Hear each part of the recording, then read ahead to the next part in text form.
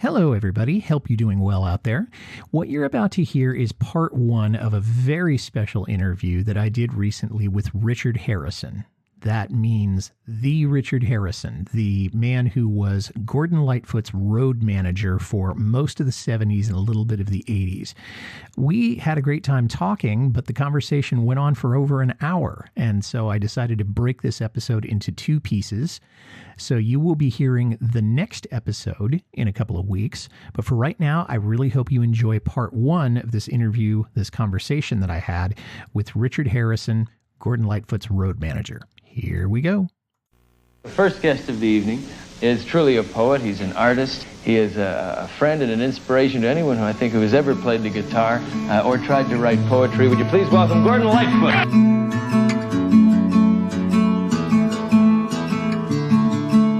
This is Carefree Highway Revisited, the show that celebrates the music of Gordon Lightfoot song by song, a proud member of the That's Not Canon podcast network. I'm your host, Mike Messner, and with me today is Richard Harison, and Richard was Gordon's road manager for a number of years in the 70s and into the early 80s. Richard, welcome to the show. It is an honor to have you with us.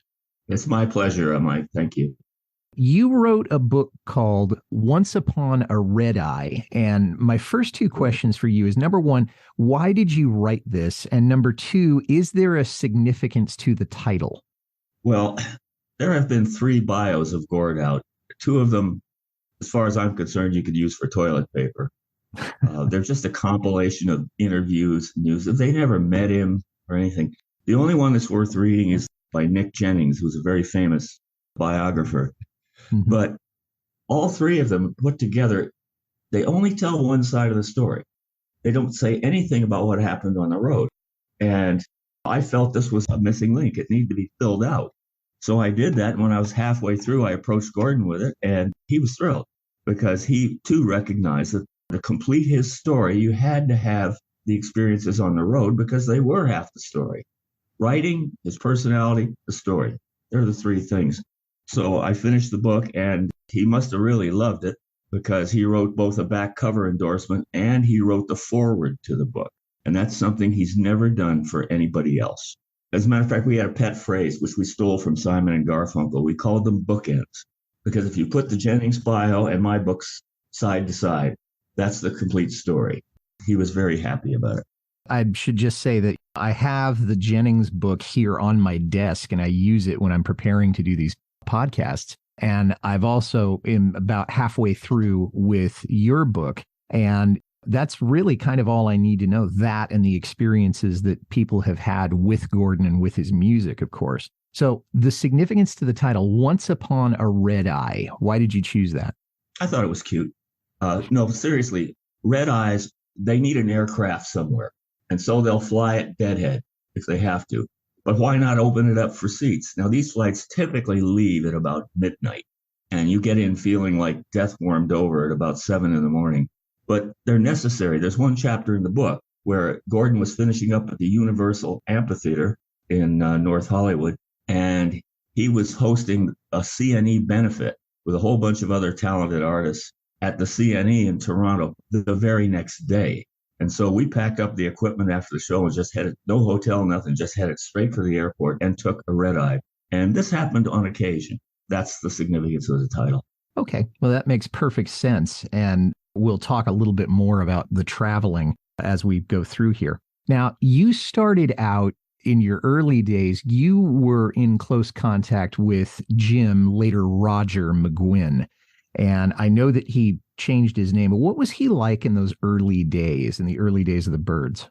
Roger's a very sort of laid back, I'd rather be an observer than a participant sort of guy. But once you get to know him, which I did very well, of course, because it was with the Byrds that I cut my teeth, he had a wicked sense of humor. He had a crazy side, too. For instance, he was driving a car in Midtown Manhattan. I was with him, and Clarence White was in the back seat. And long story short, I think he was a New York cabbie wannabe.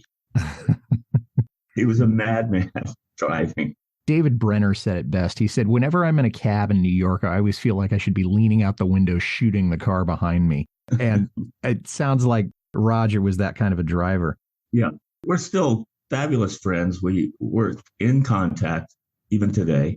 And we have a couple of things in common, one of which is an absolute love for the movie Dr. Strangelove. And every once in a while, I'll find a little nugget, or he'll find a little nugget. He'll send it to me, or I'll send it to him. This is our bond.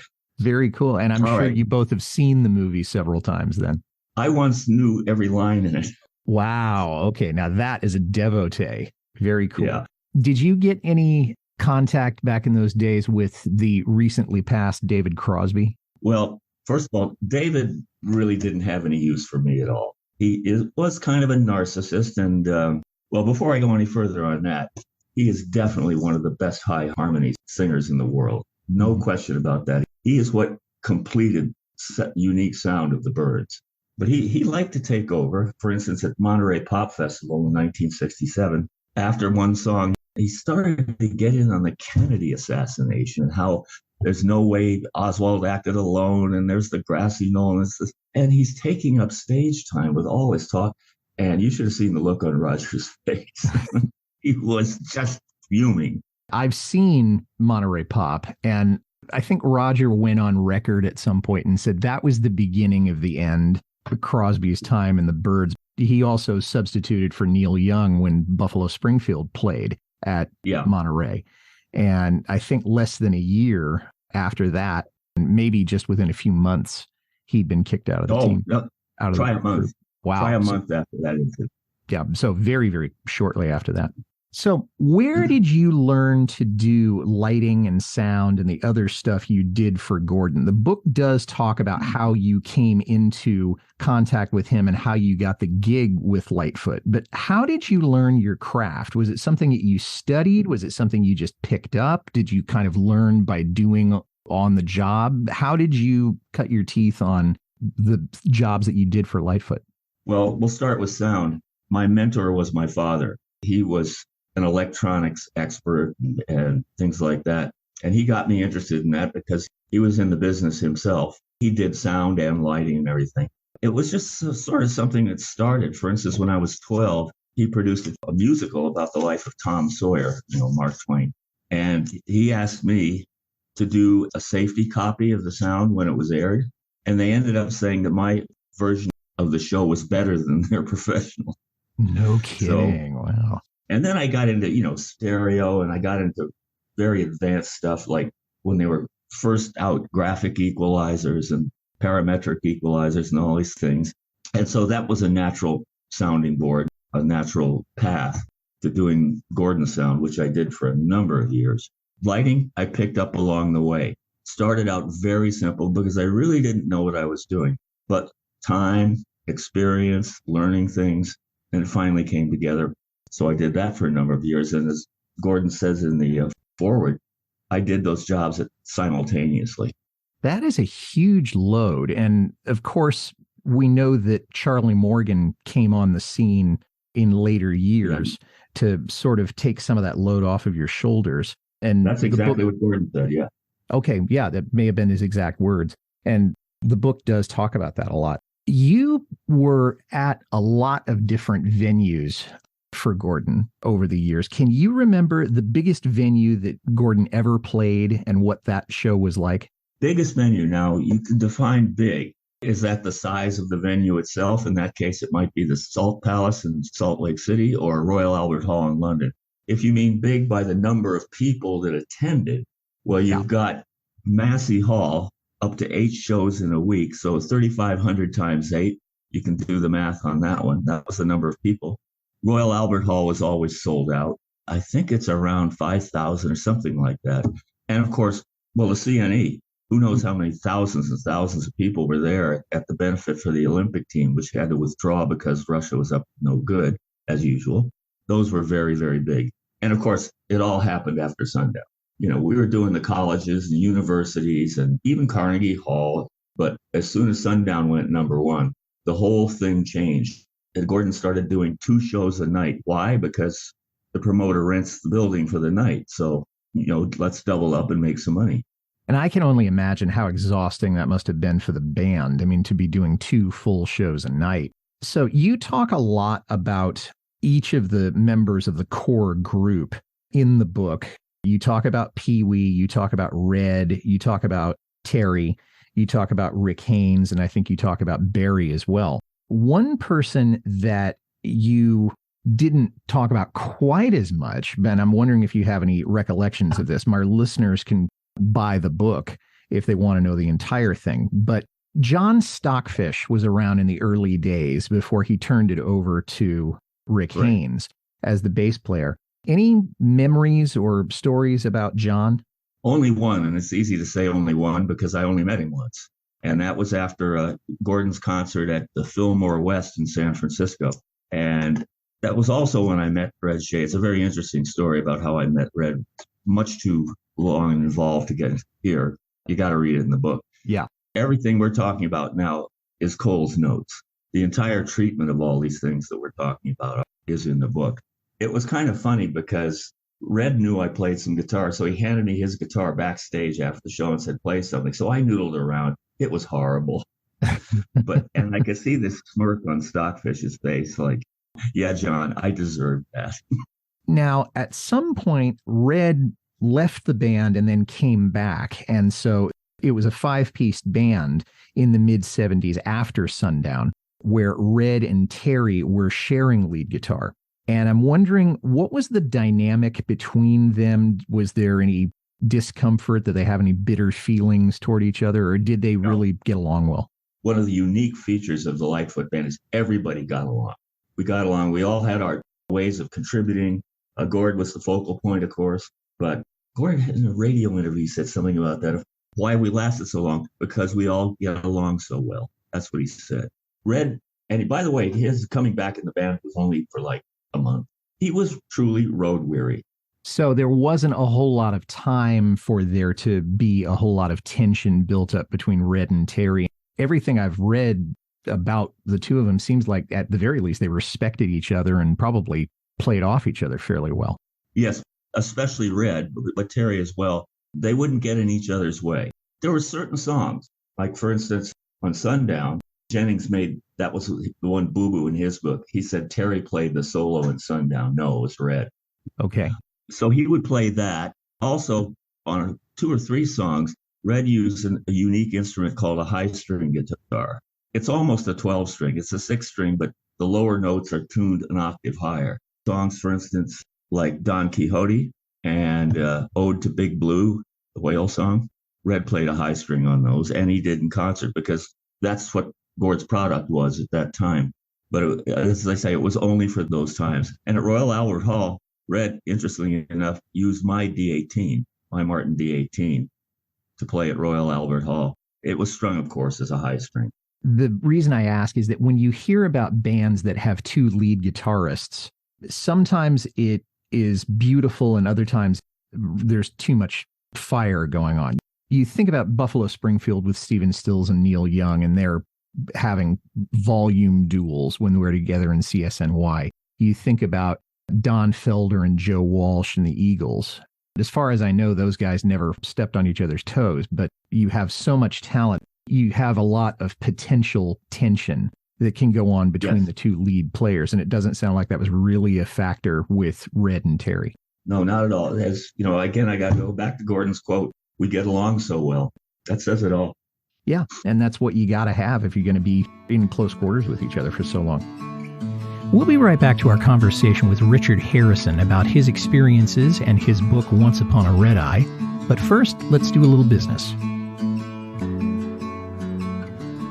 Attention listeners, the oldest record store in Toronto wants to buy your record collection. Cops Records is run by and for collectors. They know just how much heart goes into compiling your favorite music.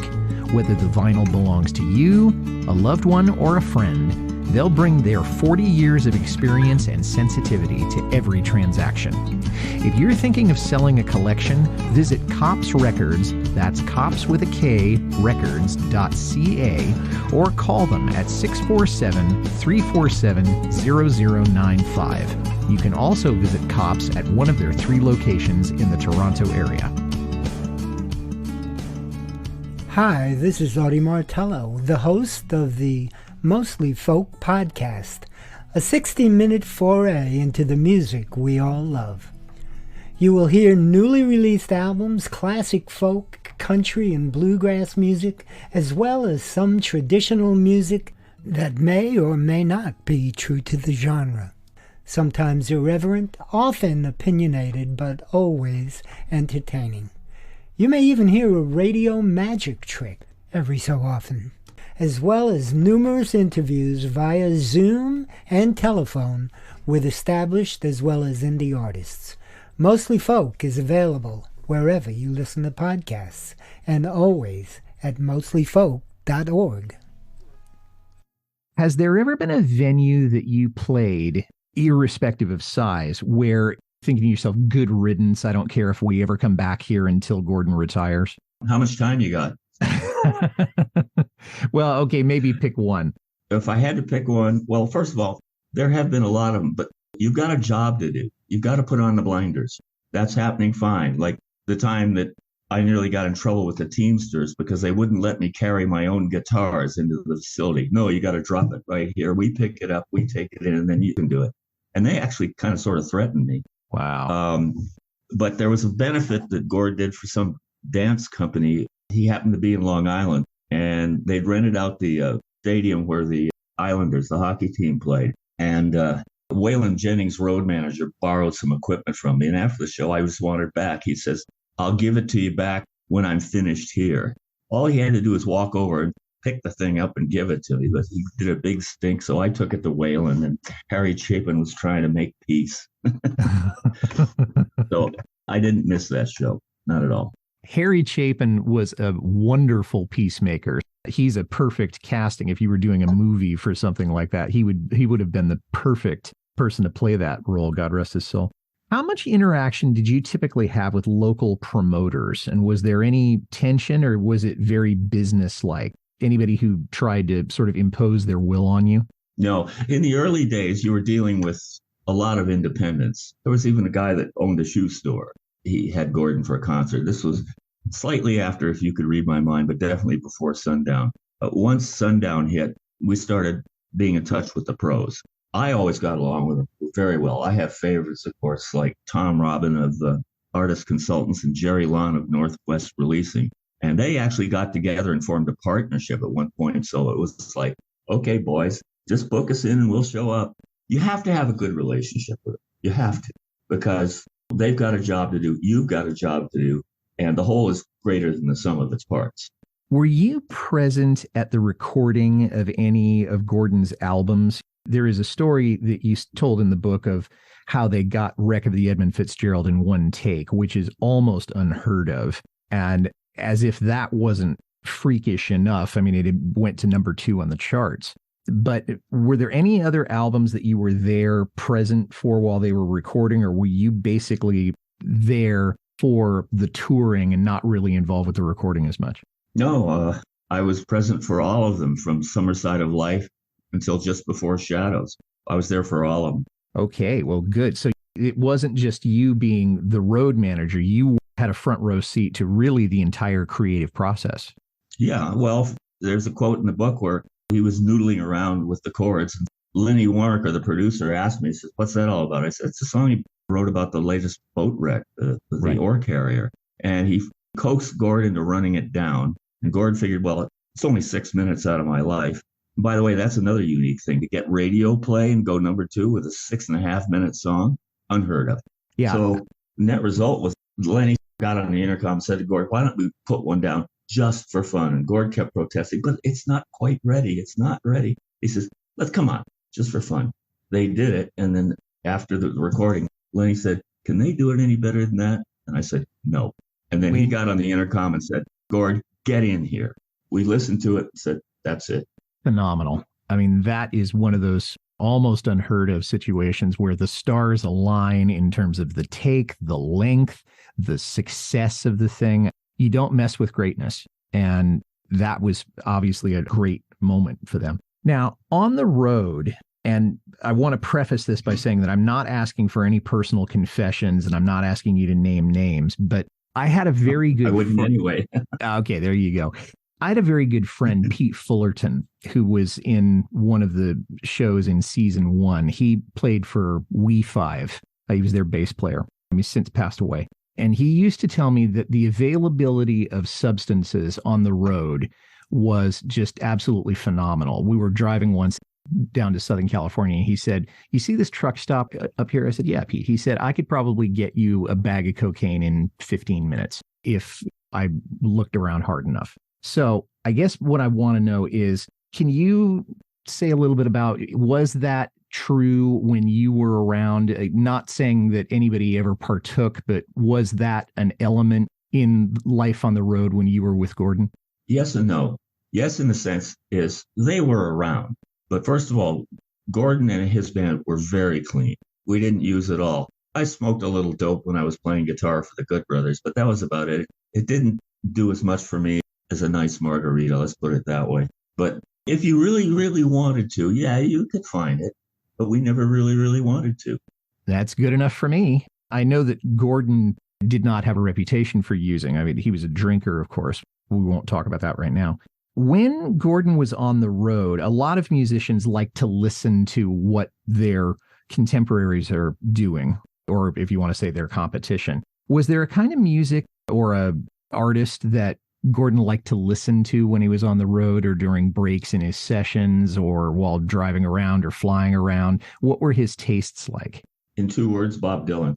They have had for years and years, decades, have had a mutual admiration society. That's starting at the top. And I know that there was a rivalry between Lightfoot fans and Dylan fans for a while. And one of my very best friends in the world is a diehard Dylan fan. And I'm, of course, a fan of Bob's, but there is a real symbiosis between the two of them. So he listened to a lot of Dylan. So I imagine Blood on the Tracks and Desire and Street Legal and the Christian albums were the ones that Gordon probably partook of in the years that you were with him. Well, yes, but I have to preface that by saying, remember, when we're on the road, we have jobs to do. If Gord listened to anything in the car, a lot of times I rode with Rick and he'd ride with Terry, or that he'd ride with Rick and I'd ride with Terry, and then Pee Wee came along, then Barry. You don't really notice that because maybe he was listening to a song on the radio, but I'm in the other car. And when I was with Rick, we used to like to listen to classical because it put us in a nice, laid back, peaceful mood. Whereas if in the Gordon Terry car, they were playing Iron Maiden, I never would have known about it. Okay, got it. I know he likes Drake. Oh, yeah, I know. And he actually mentioned that in the documentary, that he liked Drake. And there's a scene where there's this great big billboard that they've put up. And Drake, I think, is local to Toronto. So, local boy makes he's good. Local to Gordon, too. He lives next door. Oh, literally. Okay. Wow. That's cool. Yeah. Now, Gordon, you talked a little bit about touring in the UK, and Gordon hasn't had as much chart success in the UK as he has in other parts of the English-speaking world. I mean, the US, Canada, Australia, and New Zealand. You have any insight on why that is? Why the not as much chart success in England and places in the UK? Well, first of all, the purpose of a tour, like we did 3 or 4 European tours, is to sell records. It's to get people into the local stores. The downside of all that is when you've got that kind of entourage, I mean, just in the band, like we started out, it was just the 4 of us, Red, Rick, me, and Gordon. Gordon and I would fly over together, and Red and Rick would join us the next day. It's still expensive. And as I say in the book, Gordon insisted that we all, not just the star and his band, where the star is in first and the band is in coach.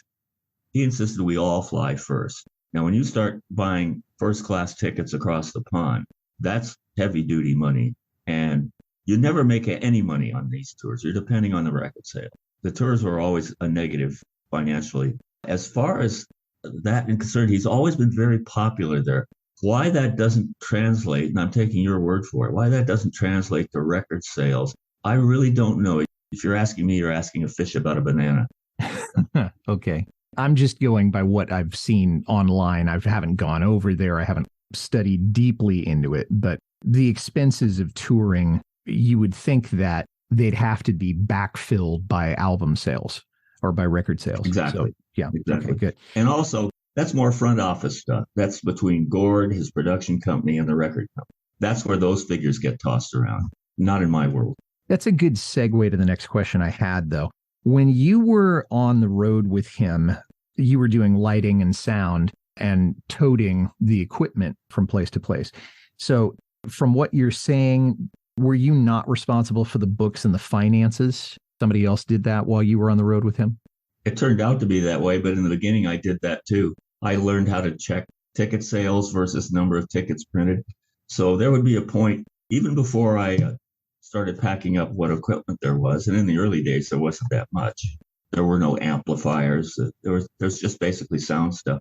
Mm-hmm. No, I would go first off, after the show ended, I would meet with the local producer, and we would do the finances, and he would cut me a check. There was always a deposit involved. And then there was a clause for a boost in percentage if sales went over a certain figure, varied from venue to venue, of course.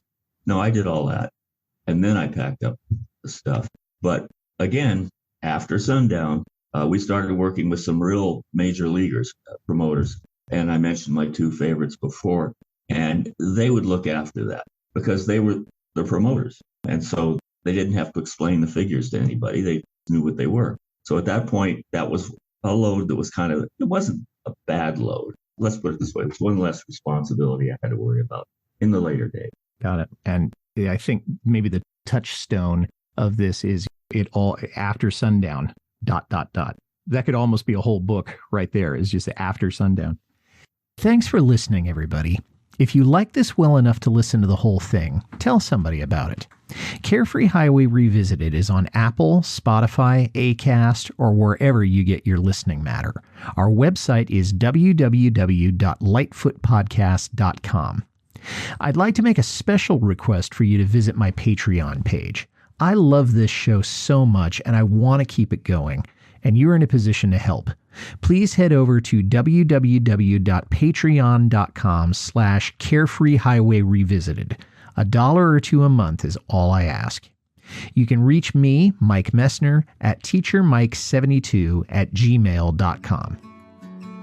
And that's part 1 of our interview with Richard Harison. Part 2 will be playing in the next episode, and that'll be coming out around the first week of April.